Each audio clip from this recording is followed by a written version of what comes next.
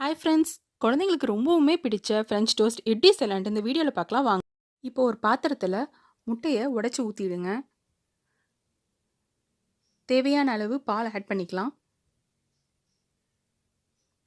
Vanilla essence ஒரு drop add பண்ணிக்கோங்க.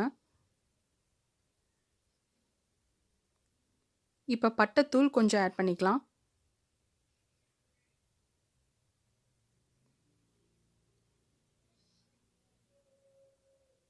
உங்களுக்கு எவ்வளோ ஸ்வீட்னஸ் வேணுமோ அதுக்கேற்ற அளவு சர்க்கரை ஆட் பண்ணிக்கோங்க.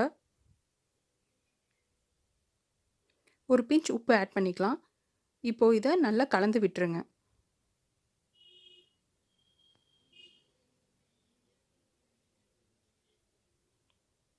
தோசைக்கல் சூடானதும் அதில் வெண்ணெய் போட்டு அதை எல்லா பக்கமும் ஸ்ப்ரெட் பண்ணி விட்டுருங்க.